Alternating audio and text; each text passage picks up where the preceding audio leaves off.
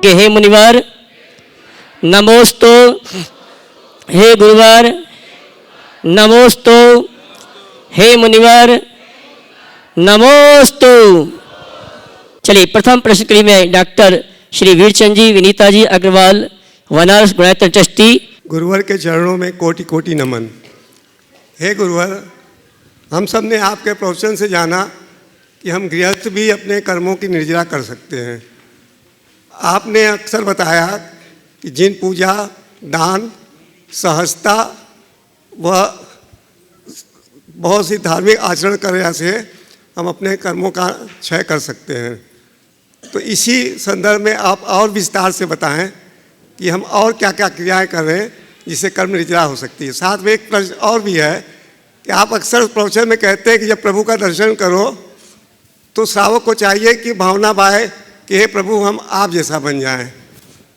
तो यथार्थ में उतनी गहराई से हो नहीं पाता वो चीज़, छिछले स्तर पर होता है। तो आप इसको देखिए, आपने निर्जरा का साधन पूछा है, मैं बड़ा सरल साधन देता हूँ।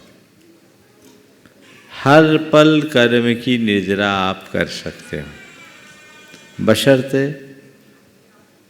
एक काम कर लो।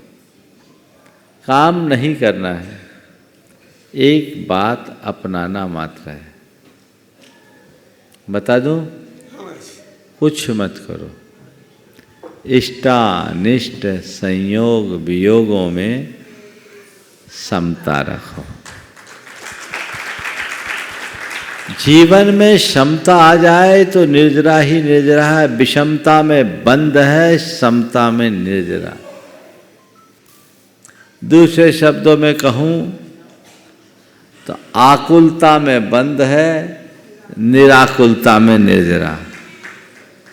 हम लोग धर्म की क्रियाएं करने में जैसी तत्परता दिखाते हैं, यदि अपने परिणामों के संभाल के प्रति वैसी जागरूकता हो तो हमारा बेड़ा पार है। कभी भी कोई विपरीत प्रसंग आए तो उसे एक समस्या के रूप में मत देखो, उसे अपनी तपस्या का निमित्त मानो। समस्या को तपस्या बना दो, कर्म की निर्जरा हो जाएगी। देखिए, एक उदाहरण से बताता हूं। वीरचंद जी, आपको कोई गाली दे दे, आपको बुरा लगेगा? थोड़ा स्वाभाविक है, थोड़ा लगेगा। आप प्रतिक्रिया दोगे? अब आपके प्रवचन के बाद तो फर्क आया है। जितना होगा उतना दोगे? थोड़ा बुरा लगना ही अपने आप में प्रतिक्रिया है, और उसकी प्रतिक्रिया प्रकट करना उसका उभरावा रूप है। अगर सामने वाले ने कितनी भी गाली दी, आपने अनसुना किया,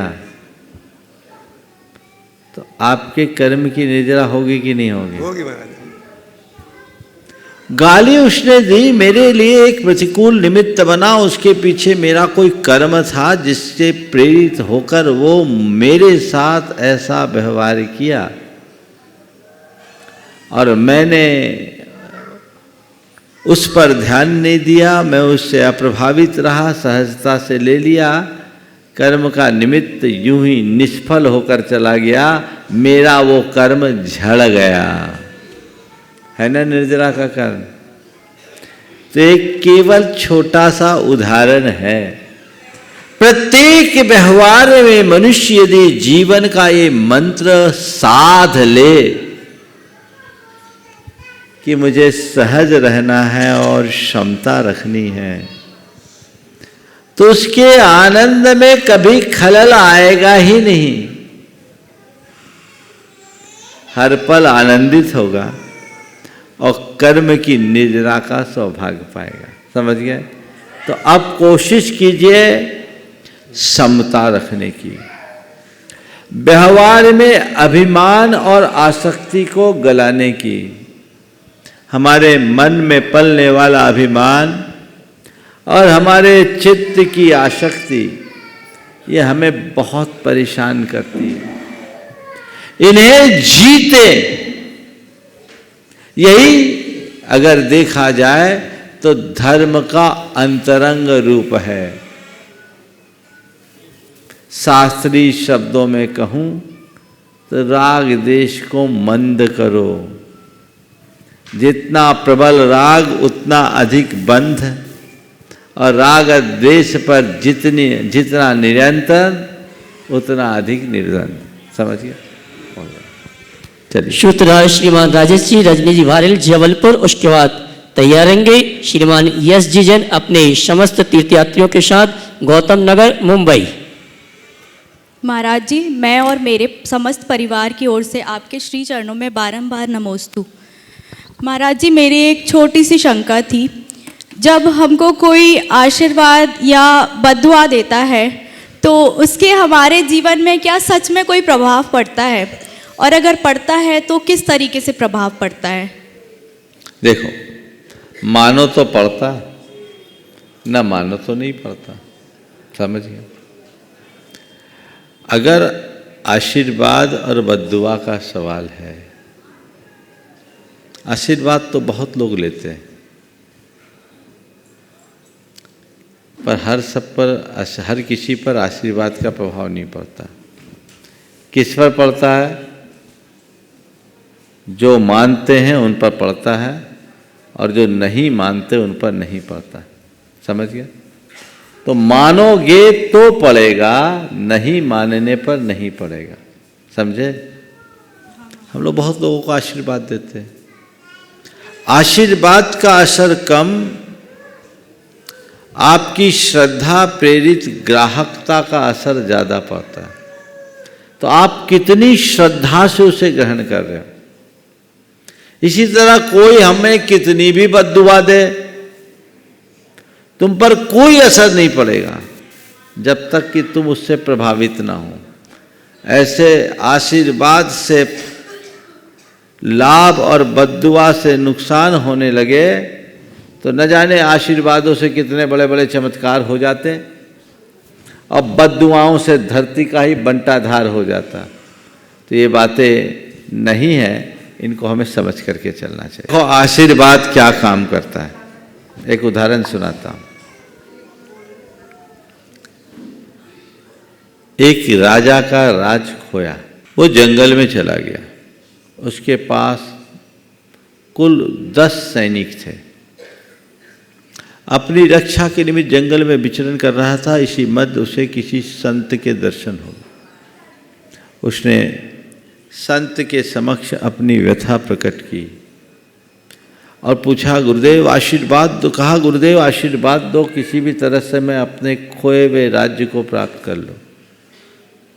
संत ने कहा, ठीक है, मैं आशीर्वाद देता हूं, और तू राज्य को पाएगा कि नहीं पाएगा उसका निर्णय अभी होता है। मेरे पास एक चमत्कारी सिक्का है, मैं उसे उछालता हूं, तो हेड या टेल बोलना, निर्णय अभी हो जाएगा। उसने सिक्का उछाला, हेड बोला, हेड आ गया। बोला, जाओ, विजय सुनिश्चित, मेरा आशीर्वाद। फिर क्या था, मनोबल ऊंचा हो गया। छोटी सी सेना की टुकड़ी को लेकर उसने कुछ अभ्यास किया, योजनाएं बनाए, कुछ गांव के लोगों को जोड़ा, जंगल के भीलों को जोड़ा, और थोड़ी सी सेना की टुकड़ी के माध्यम से अपने शत्रु राजा पर हमला किया, उसे पराजित किया, खोया हुआ साम्राज्य फिर से पा लिया।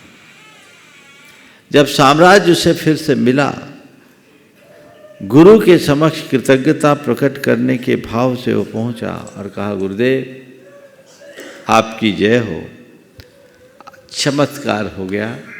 आपके आशीर्वाद से मैंने खोया हुआ साम्राज्य पा लिया। संत ने कहा, ये तो तुम्हारे अपने पुरुषार्थ और उद्यम का फल है, मैंने क्या किया? नहीं गुरुदेव, आपके चमत्कारी सिक्के नहीं तो सब काम किया। ठीक है, बोले एक काम कर, हाथ बढ़ाओ। सामने वाले ने हाथ बढ़ाया, उनने अपने झोले में हाथ दिया, सिक्का निकाला, उसके हाथ में रखा, हाथ में सिक्का था। उन्होंने बोला इसको पलटो, पलटा, भौचक्कर रह गया। भौचक्कर रह गया क्योंकि सिक्के के बोथ साइड में केवल हेड था, तेल था ही नहीं। संत ने रहस्य खोलते हुए कहा कि भाई मैंने कुछ नहीं किया, मैंने केवल तुम्हारे आत्मविश्वास को जगाया, और तुम्हारे आत्मविश्वास ने ही तुम्हें विजय दिलाई। तो संतों के आशीर्वाद का अगर कोई असर होता है तो सबसे पहला असर तुम्हारा आत्मविश्वास बढ़ता है। मुझे आशीर्वाद मिल गया, मेरा काम हो जाएगा। मेडिकल की भाषा में कहो तो इसको बोलते हैं प्लेसिबो इफेक्ट। डिस्टिल वाटर का भी इंजेक्शन लगा दो, कुछ नहीं है तो एकदम तगड़ा इंजेक्शन लग गया तो काम हो जाए। राख घोल के दे दो, कहो खिला दो रामबाण दवाई, इसको बोलते हैं प्लेसिबो इफेक्ट। दूसरा होता है नोसिबो इफेक्ट, वो अभी का प्रसंग नहीं है, आगे बताऊंगा। तो ये क्या है? गुरु का आशीर्वाद, संतों का आशीर्वाद तुम्हें कुछ नहीं देता, तुम्हारा आत्मविश्वास जगाता है। तुम्हारा आत्मविश्वास जागने से तुम्हारी भावना अच्छी होती है, और भावना होने से तुम्हारा पुरुषार्थ भी जगता है, तुम्हारे कर्म भी पलटते हैं, नतीजा तुम्हारा बिगड़ा काम बन जाता है। इसलिए मैंने कहा संतों के आशीर्वाद का असर कम, आशीर्वाद ग्रहण करने का असर ज्यादा होता है। समझ गए? तो तुम कितनी श्रद्धा से आए हो, आशीर्वाद तब फलेगा। बहुत लोगों का कहना होता है हमारा तो आपके आशीर्वाद पर बड़ा विश्वास है, नाम लेते काम हो जाता है। तो वो कौन दिला रहा है फल? आशीर्वाद तो सब पाते हैं, जो श्रद्धा से भरता है। समझ गए?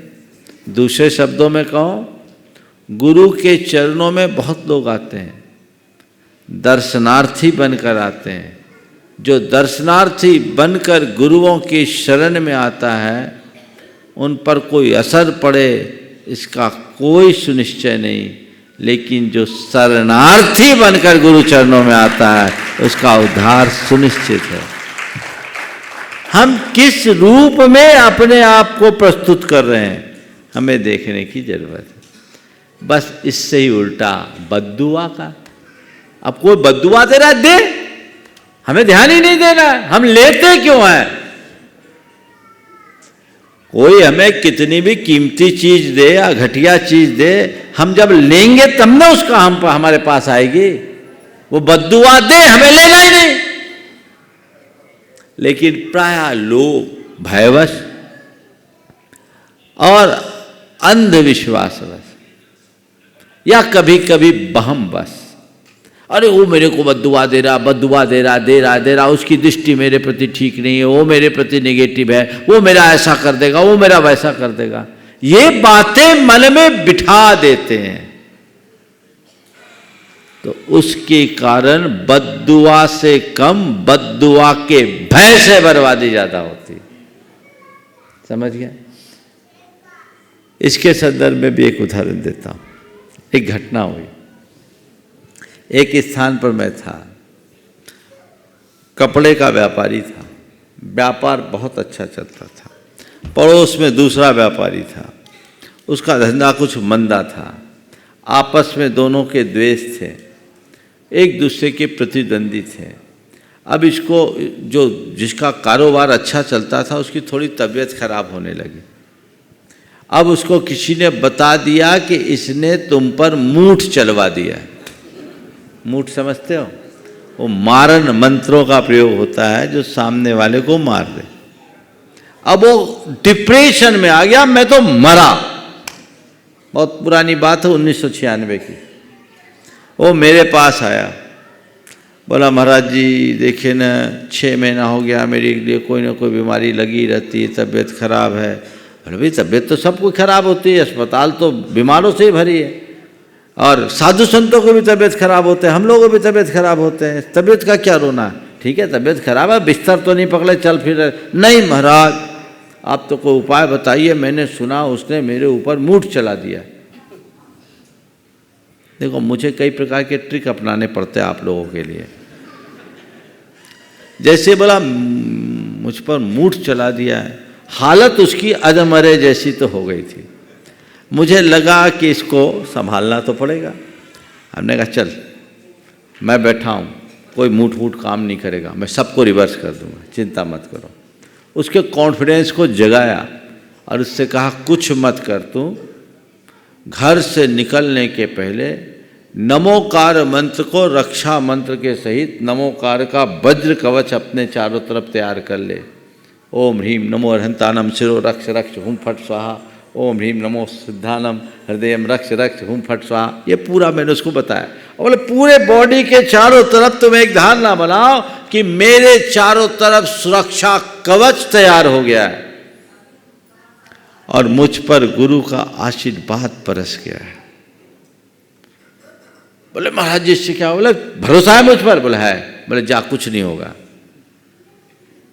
1996 से 2022 से 26 बरस हो गया, बंदा आज भी सुरक्षित है। और नहीं तो पता नहीं वो मर ही जाता, और मूठ का पता नहीं है। तो अंधविश्वासी नहीं आत्मविश्वासी बनिए, बहमी नहीं यथार्थ दृष्टा बनिए, तब आपको ये सब बातें प्रभावित ही नहीं करेगी। तो कोई बद्दुआ दे, हमें बद्दुआ लेना नहीं है। जीवन में याद रखो, किसी का आशीर्वाद हो तो आशीर्वाद लेना है, और कोई आशीर्वाद का पात्र हो तो जी भर कर आशीर्वाद देना है। कोई कितनी भी बद्दुआ दे उधर देखना नहीं है, और जीवन में तय कर लो किसी को बद्दुआ देना नहीं है। अगर ऐसी बात सोचेंगे तो सब कुछ ठीक होगा। श्रीमान यश जी, गौतम नगर, मुंबई। मेरा यह प्रश्न था, महाराज जी मेरा यह प्रश्न था, जैसे कि मुनि महाराज अर्थात ना मंदिरों के लिए बोली अर्थात कलश, उन सब के लिए बोलियाँ लगती है, वैसे हमारे जैन धर्म में कितने सारे बच्चे जिनको स्कूल कॉलेज अर्थात है ना ये हॉस्पिटल्स वो नहीं रहते, मतलब कम रहते, और रहते तो इतना ज्ञात भी नहीं रहता, जैसे कि अन्य समाज उनके मंदिर उनके हॉस्पिटल्स कॉलेज वैसे सब रहते, उनको ज्ञान मिलता है। तो कोई महाराज माता जी यह संकल्प क्यों नहीं लेता, जैसे कि हर एक शहर जैसे कि मुंबई कम से कम 5 स्कूल 5 कॉलेज तो होने ही चाहिए, जैसे कि वैसे, और मतलब जिससे एक बात बोलता हूँ, तुम्हारे पास सही डेटा आज नहीं होंगे। पता है जैनियों के द्वारा देश भर में कितने स्कूल चला रहे? मगर पता है जैनों के द्वारा कितने हॉस्पिटल्स और कितने औषधालय चलाए जा रहे हैं? पता है? अगर तुम डिटेल देखोगे तो प्राय हर गांव शहर में जहाँ जैनों के 150 परिवार हैं वहाँ कोई ना कोई स्कूल है, औषधालय है, अस्पताल है। अगर तुलनात्मक रूप से देखें तो जनसंख्या के अनुपात से जैनों के द्वारा बहुत अधिक जन कल्याणकारी कार्य किए जाते रहे हैं और आज भी करते हैं। तुम ये बोलोगे कि आज के हिसाब के स्कूल कॉलेज क्यों नहीं खोले जा रहे, है ना? खोलना चाहिए, लेकिन मैं तुमसे कहता हूँ आज के समय में मेडिकल और एजुकेशन एक इंडस्ट्री बन गई है, समझ गए? इसको चैरिटेबल तरीके से चलाना एक बड़ी चुनौती है, इसको इंडस्ट्री के लेवल पर ही चलाना पड़ता है। तो आज भी बहुत सारे जैन लोग हैं जो एजुकेशन इंस्टीट्यूट चला रहे हैं, मेडिकल इंस्टीट्यूट चला रहे हैं, और वहाँ इंस्टीट्यूट चला करके चैरिटी कर रहे हैं, बहुतों गरीबों का उद्धार करते हैं। आप उसको देखो, उन्हें प्रमोट करो, तो जैनों के संस्कार में जनहित की भावना रहती है, उस भावना को जगाओ। मेरे संपर्क में ऐसे बहुत सारे डॉक्टर्स हैं और बहुत सारे हॉस्पिटल के संचालक हैं जो गरीबों के मसीहा हैं। वो दिखता नहीं है, दिख रहा है कि इनका जो है प्रोफेशनल व्यावसायिक इंस्टीट्यूट है, लेकिन वो व्यवसाय करते हुए भी जनहित के कार्य कर रहे हैं। तो हम ऐसे कार्यों के लिए हमेशा तत्पर रहना चाहिए। ठीक है? श्रीमान प्रमोद जी, मीना जी, शास्त्री परिवार, कटनी, गुणायतन, टेस्टी। गुरुदेव के चरणों में शास्त्री परिवार का अनंत कोटि नमोस्तु। गुरु कलाओं की ऊंची उड़ान आप भरते हो, आगम विधि अनुसार शंका समाधान करते हो। प्रखर वक्ता सी प्रवचन शैली है आपकी गुरुवर, आत्म तत्व पर पैनी नजर आप रखते हो। न रागी हो न देशी हो, क्षमता भाव रखते हो। नमन करता हूँ गुरुवर के चरणों मात रखता हूँ। नमोस्तु गुरुदेव, आपके चरणों में अनंत कोटि नमोस्तु। प्रश्न है गुरुवर कि क्या भरोसा है जिंदगी का, क्या भरोसा है जिंदगी का। इंसान बुलबुला है पानी का, जी रहे हैं कपड़े बदल बदल कर। एक दिन एक कपड़े में ले जाएंगे कंधे बदल बदल कर। गुरुदेव, हम ऐसा क्या करें कि हम कपड़े सरी का अपना स्वभाव न बदलें और ना ही कंधे वालों सरी का अपना व्यवहार बदलें, अपने जीवन। कपड़े शरीर का न स्वभाव बदले और न ही कंधे बदलने वालों का स्वभाव व्यवहार बदले। व्यवहार। मैं तो एक बात बोलता हूँ, इन सब को अगर ठीक तरीके से जीना है तो एक मंत्र अपना लो, शरीर को अपना कपड़ा मान लो और ये सोच लो कि एक कपड़े की तरह शरीर चढ़ा हुआ है। जैसे कपड़े बदले जाते हैं वैसे ही शरीर बदला जाता है, और शरीर के साथ इस संसार में जो भी है वो परिवर्तनशील है, भीतर जो है वही अपरिवर्तित है, वह मैं। तो कपड़े बदले चाहे कंधे, हमें कोई फर्क नहीं पड़ेगा। समझ गए? मिश्री राजी गुना की ये बहुत अच्छी पंक्तियाँ। आगे आगे अपनी अर्थी के मैं गाता रहूं, सिद्ध नाम सत्य है, अरहंत नाम सत्य है। समझ गए? तो ये हमारे भीतर का जो तत्व है वो मुझे देखना है। ये ऊपर का चोला है, भीतर का शाश्वत तत्व मैं हूँ। जिस व्यक्ति के हृदय में आत्मा का वास्तविक ज्ञान प्रकट हो जाता है, फिर उसके लिए इन सब बातों का कोई फर्क नहीं पड़ता। वो तो समझता है ये तो केवल ऊपर की बातें हैं। और बहुत अच्छी पंक्तियां हैं गोपाल दास नीरज की। सच में देखो तो कोई मरता नहीं भाई, केवल शक्ल की चोली बदला करती है। संगीत बदलता नहीं किसी भी सरगम का, केवल गायक की बोली बदला करती है। जय हो, जय हो। तो उस तत्व को समझे और उस सत्य को समझे जिसका साक्षात्कार करके जीवन को आगे बढ़ाया जाए। नमोस्तु गुरु। और आइए चलते हैं, हम उस व्यक्तित्व को आमंत्रित करेंगे जिन्होंने हमारे समाज को गौरवान्वित किया है। उनके परिचय और उनके सम्मान के लिए मैं आमंत्रित करूंगा हमारे गुणायतन के सीओ श्रीमान सुभाष जी। बंधुओं, आज मैं एक ऐसे व्यक्ति से आपका परिचय कराना चाहता हूं जो भारत समाज, जैन समाज के एक गौरव हैं और जिनके पास इतनी जिम्मेदारियां दी गई हैं, समाज की इतनी जगह से जुड़े हुए हैं कि मैं उसके लिए मुझे कागज़ का सहारा लेना होगा। आप नेशनल रोड सेफ्टी काउंसिल के मेंबर हैं और चाणक्य IAS एकेडमी के vice president, all India welfare society के president, Uday India weekly magazine है जो कई भाषाओं में निकलती हैं, उसके bureau chief, national adviser safety professionals association of India, state president हैं इंद्रप्रस्थ प्रेस क्लब के, और जैन ग्रुप के CMD हैं जो मुख्यतः कपड़े का और रिसोर्ट्स का उनका बिजनेस है। और आप जयपुर में विराजते हैं और ज़्यादातर दिल्ली में रहते हैं। कृपया देखिए, आपका परिचय कराना चाहता हूँ। आगे आगे। और आज परम पूज्य गुरुदेव के आशीर्वाद से आज हमको अभी अध्यक्ष महोदय के कार्यालय से सूचना मिली कि आज हमारी एक विशेष बैठक की गई और फिर आप गुरुदेव से करीब 4 महीने पहले दर्शन किए थे और संस्था से जुड़े, और इतने कम समय में पूरा प्रबंधकारिणी समिति के हृदय में अपना इतना स्थान बना लिया कि आज एक स्पेशल बैठक की गई और उसमें हमारे अध्यक्ष श्री विनोद जी काला, हमारे दोनों महामंत्री श्री कन्हैयालाल जी सेठी और श्री अशोक जी पांड्या, हमारे कार्याध्यक्ष श्री अंशी जैन, उन लोगों ने डिसाइड किया कि आपको एक विशेष जिम्मेदारी गुणायतन में दी जाए। आपको संयुक्त निदेशक के रूप में मनोनीत करने के लिए गुरुदेव के चरणों से आशीर्वाद लिया है और हम ये बड़ी प्रसन्नता के साथ आज ये घोषणा करना चाहते हैं और आपका सम्मान करना चाहते हैं।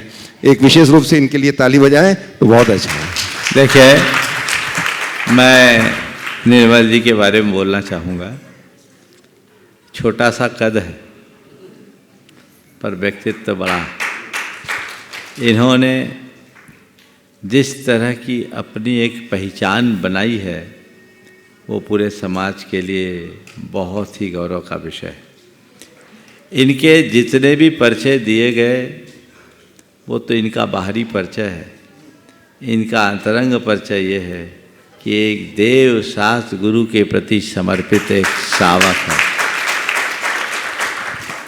इनके हृदय में जैन धर्म और जैन समाज के प्रति बड़ी उत्कट भावना है और इस तरह की भावना से संपन्न व्यक्ति यदि राजनीतिक और प्रशासनिक क्षेत्र में आगे बढ़ता है तो निश्चित वो समाज के लिए बहुत लाभकारी होता है। ये जब पिछली बार मेरे पास आए थे और दर्शन करके गए तभी मुझे लगा कि इनके अंदर इनका व्यक्तित्व प्रभावी है, आदमी काम का है। और आप सब जानते ही हो कि मैं जिसको पकड़ता हूँ पूरी तरह पकड़ में आ ही जाता है। ये पहली बार आए और यही के हो गए हैं। निरंतर इनका संपर्क बना हुआ है। आज शायद दूसरी बार आए ना, दूसरी बार आए हैं और बहुत कल संपर्क में निरंतर बहुत सारे कार्य योजनाओं को फलीभूत करने में ये लगे हुए हैं। कल के डेलीगेशन में भी इनकी बड़ी महत्वपूर्ण भूमिका थी। इनसे बहुत सारी आशाएं और अपेक्षाएं हैं। जब मुझसे बोला गया तो मैंने कहा बिल्कुल ऐसे व्यक्ति को गुणायतन से जोड़ने से गुणायतन गौरवान्वित होगा और हमें इनको जोड़ना चाहिए। आज ये जुड़े हैं, जोरदार करतल ध्वनि से इनका अभिनंदन करिए। और आइए निर्मल जी और उनके भ्राता नवनीत जी जयपुर राष्ट्रीय सड़क सुरक्षा परिषद के सदस्य, उनके सम्मान के लिए गुणायतन परिवार की ओर से आमंत्रित करूंगा। श्रीमणी संरक्षक मार्गदर्शक श्री भूपेन जी हुमड़ मुंबई, श्रीमान सुनील जी सीएफओ साहब गुणायतन देहरादून और श्रीमान सुभाष जी सीओ साहब गुणायतन, ये सभी आएंगे। हमारे सम्माननीय राष्ट्रीय सड़क सुरक्षा परिषद के सदस्य श्री निर्मल कुमार जी और उनके भ्राता नवनीत जी का सम्मान गुणायतन परिवार की ओर से करेंगे। और मैं चाहूंगा ऐसे व्यक्तित्व के लिए जोरदार ताली बजाकर इनका सम्मान करें।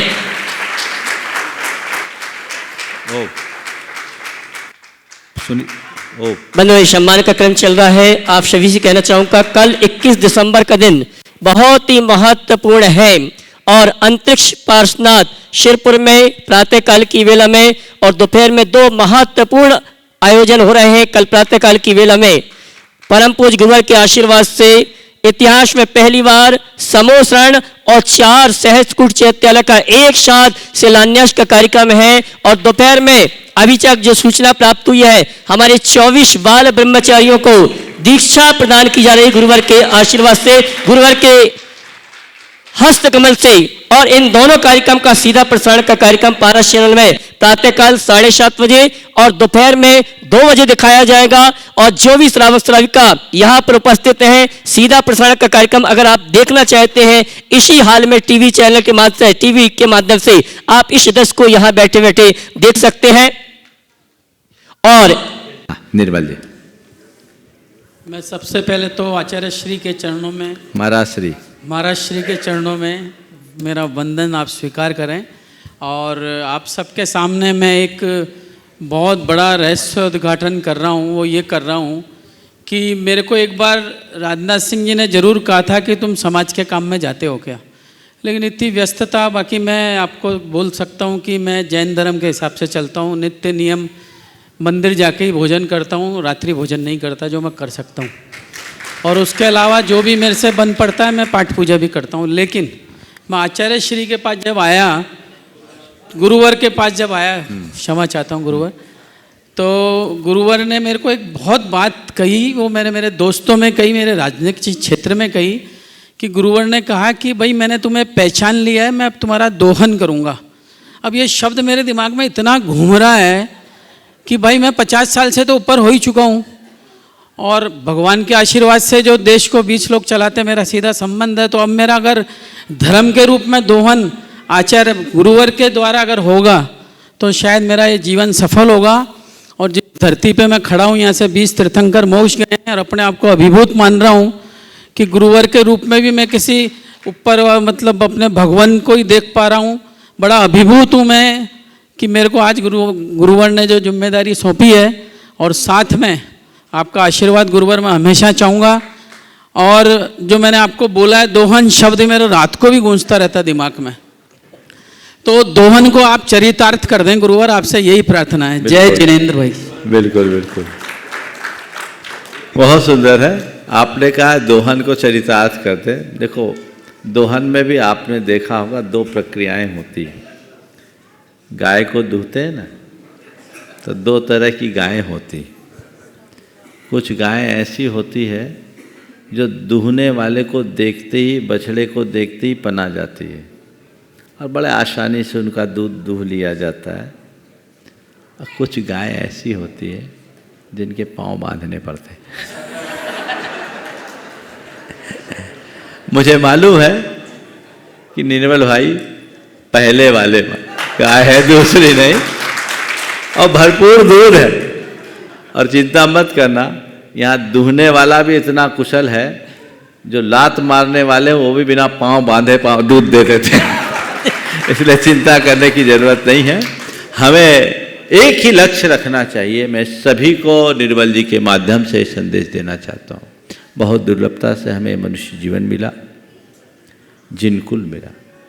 एक संकल्प लो कि मैं अपने जीवन काल में जितना बन सके अपने समय, शक्ति और संसाधनों का धर्म हित, समाज हित और संस्कृति हित में प्रयोग कर सकूं।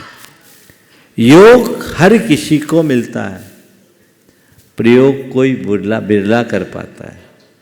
तो मेरे पास क्या समय है, कितनी शक्ति है, कैसे संसाधन है, इनका मैं क्या प्रयोग कर रहा हूं, ये देखें। यदि हम सदप्रयोग करते हैं तो वही सार्थक होता है, बाकी सब व्यर्थ चला जाता है।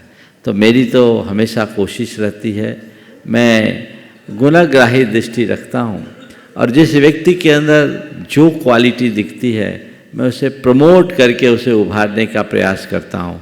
और एक ही भावना मैं अपने मन में भाता हूँ कि मेरे निमित्त से जिन शासन की जितनी सेवा हो सके वो मैं कर लूँ। और आप सबसे भी कहता हूँ, अपने निमित्त से जितनी जिन शासन की सेवा कर सको तो कर लो, नहीं तो दुनिया तो केवल आनी जानी। और आइए आपकी तालियों के सम्मान के बीच में आमंत्रित करूंगा उन बहनों को जिन्होंने मुनिवर प्रशांत सागर जी महाराज के सत्संग बिहार कराने में सहयोग प्रदान किया। मैं चाहूंगा मंच पे आकर गुरुवंदना का स्वभाव प्राप्त करें।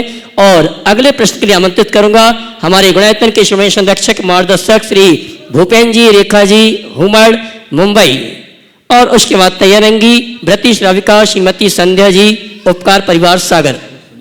नमोस्तु गुरुदेव, नमोस्तु गुरुवर, नमोस्तु गुरुवर। पूरे मोहम्मद समाज और परिवार एवं प्रीमियम परिवार की ओर से नमोस्तु नमोस्तु नमोस्तु। ये प्रश्न आज मेरी लड़की की लड़की बीना जो यूएसए में है वो पूछ रही है। बोलो, खड़े हो जाओ, सब लोग खड़े हो जाओ। नमस्ते। बोलो बोलो बोलो। हाँ, नमस्ते महाराज जी। मैं मम्मी प्रदूषण करती हूँ, पर मेरा क्वेश्चन है क्या है प्रदूषण? पर्यूषण क्या है? बहुत अच्छा सवाल। देखो, पर्यूषण क्या है? हमारे धर्म के 10 लक्षण हैं, और 10 लक्षण धर्म की हम उन दिनों विशेष रूप से पूजा आराधना करते हैं। समझ गए? ये क्या है? तो जैन धर्म के अनुसार ये सृष्टि जो चल रही है, जब दुखमा नाम का 6वां काल आएगा तो 7 दिन की 7 प्रकार की कुवृष्टि होगी। ओले गिरेंगे, पत्थर गिरेंगे, वज्र गिरेंगे, धूल की वर्षा होगी, आग की वर्षा होगी, धुएं की वर्षा होगी। 49 दिनों में धरती एकदम जल करके राख बन जाएगी, चूर चूर हो जाएगी, सारी पृथ्वी तहस नहस हो जाएगी। समझ रहे? उसके बाद जब फिर से सुकाल आएगा तो उसके बाद 7 दिन की 700 वृष्टियाँ होती। उसमें अमृत की भी वर्षा होती, दूध की वर्षा, घृत की वर्षा, ऐसे मधु की वर्षा। तो उससे फिर धरती फिर से फर्टाइल होती है। समझ गए? इसमें बहुत सारे फूल फल सब उगाते हैं, जड़ी बूटियाँ उगाती है। और मनुष्य जब प्रकृति के प्रकोप से बचने के लिए गुफाओं में छिपे होते हैं, वो बाहर निकलते हैं और सृष्टि की शुरुआत होती है। तो ये जो 7 प्रकार की सुवृष्टियाँ हैं, वो सावन बदी एकम से प्रारंभ होकर भादो सुदी चौथ तक पूरी होती, तो 49 दिन हो जाते। तो हम लोग युग के आरंभ की शुरुआत भगवान की पूजा या धर्म की आराधना से करते हैं, इसलिए 10 दिन 10 धर्म का आराधना करते हैं। समझ गए? इसलिए पर्यूषण को, जिससे पाप का शोषण हो और धर्म का पोषण हो, उसका नाम पर्यूषण है। समझ गए? चलो। और आइए अगली शंका का समाधान श्रीमती संध्या जी प्राप्त करें। उसके पूर्व में गुणायतन की ओर से विशेष अनुरोध के लिए आमंत्रित कर रहा हूँ श्रीमान शिवाजी शियापू साहब, गुणायतन, देहरादून। जितने दर्शक बैठे हैं और जो घर पे बैठे हैं, सब सुन रहे हैं प्रोग्राम, उनसे एक निवेदन है कि जब भी कोई दान यहाँ दें या राशि दें यहाँ पर गुणायतन में, तो 2 या 3 दिन में उसकी रसीद जरूर प्राप्त कर लें। जब भी दें उसकी पूरी डिटेल यहाँ भेजें, जिस नंबर पे भेजें उसी से रसीद की डिमांड करें। वैसे तो पहुँच ही जाएगी, हमें डिटेल नहीं होती, रसीद नहीं दे पाते, जिससे वो पैसा हमारा सस्पेंस में पड़ा रहता है। काफ़ी एंट्री हमारे पास ऐसे हैं, फिर हमें उनके लिए उनको याद दिलाना पड़ता, आपकी राशि नहीं आई, ये भिजवाई या नहीं भिजवाई, तब कहीं जाके हमें डिटेल मिलती है। और विशेषता ATG की जो फैसिलिटी लेते हैं, वो साथ में पैन नंबर भी भेजें। पैन नंबर जब तक नहीं आएगी, जितनी बड़ी डिटेल है, हम रसीद नहीं दे पाएंगे और वो ATG का बेनिफिट उस साल में ले भी नहीं पाएंगे और उनको रसीद नहीं इशू होगी यहाँ से, और बिना पैन नंबर के रसीद इशू नहीं कर पाते। तो ये सभी से निवेदन है कि जब भी कोई यहाँ जमा कराएं पैसा, उसकी पूरी डिटेल भेजें। नंबर चल रहे हैं स्क्रीन, उन नंबरों पे, ये जो भी नंबर उनका गुणायतन का है उस पर मैसेज करें और हमसे रसीद की डिमांड करें। 2 या 3 दिन हमें दीजिए, उसमें व्हाट्सएप पर रसीद पहुँच जाएगी या मैसेज पहुँच जाएगा, मेल भी पहुँच जाती है ऑटो। ये सभी से निवेदन है। नमस्ते। अगले प्रश्न के लिए श्रीमती संध्या जी, ब्रती साहब का उपकार परिवार सागर, उसके बाद तैयार रहेंगी। नमोस्तु गुरुदेव, नमोस्तु जगत के सभी जीवों की ओर से नमोस्तु। गुरुदेव, हम व्रती जीवन पालन कर रहे हैं, तो अब हमें आगे और क्या क्या सावधानियां रखना चाहिए, कैसे रहना चाहिए, आप हमें मार्गदर्शन करें। व्रतियों को सबसे पहले सावधानी ये रखनी चाहिए कि मेरे व्रत सुरक्षित हों, उनमें अतिचार न लगे। सभी व्रत और उनके अतिचारों को ध्यान में रखना। प्रायः हमारे व्रतीगण अपने व्रतों को केवल अपने खाने पीने तक सीमित कर लेते हैं। खान पान की शुद्धि एक व्रती का लक्षण है, पर व्रती होने का मतलब केवल खाने पाने पीने तक सीमित रहना नहीं। हमें 12 व्रत और उसके अतिचार इन्हें अच्छे से समझना चाहिए और उसी के अनुकूल अपना सारा कार्य करना चाहिए। समझ चलिए। और ये अगले प्रश्न के लिए सम्मान सहित आमंत्रित करूंगा हमारे संघ के मुनि, निरापक मुनि शंभो सागर जी महाराज की ग्रस्त अवस्था की माताश्री, उसके बाद तैयार रहेंगी बहन पूजा दीदी भोपाल। नमोस्तु महाराज जी, नमोस्तु महाराज जी। द्रव्य से, गुण से, पर्याय से अनंत भगवान का कैसे चिंतन करें ताकि हम अपने कर्मों की निंदा कर सकें। समाधान। द्रव्य गुण और पर्याय से अरहंत भगवान के स्वरूप का चिंतन कैसे करें जिससे हमारे कर्मों की निर्जरा हो। बहुत अच्छा सवाल आपने किया है। आचार्य कुंद ने मोह के विनाश के लिए सूत्र दिया, जो जानदि अर्हंतम दब्बत गुणत पज्जयते ही सो जानदि अपानम मोहो खलुजादि तत्सलयम। जो अरहंत भगवान को द्रव्य गुण और पर्याय के माध्यम से जानते हैं, वे अपनी आत्मा को जानते हैं और उसके मोह का विनाश होता है। आपने पूछा है द्रव्य गुण और पर्याय से अरहंत भगवान को हम कैसे जानें, उनका चिंतन कैसे करें। अरहत प्रभु परमात्मा है, शुद्ध आत्म द्रव्य है। उनके शुद्ध आत्मस्वरूप का जो निर्विकार घातिया कर्मों से रहित शुद्ध स्वरूप है, चैतन्य स्वरूप है, ज्ञान स्वरूप, सर्वज्ञत्व और सर्वदर्शित्व रूप स्वरूप है, उसका चिंतन करें।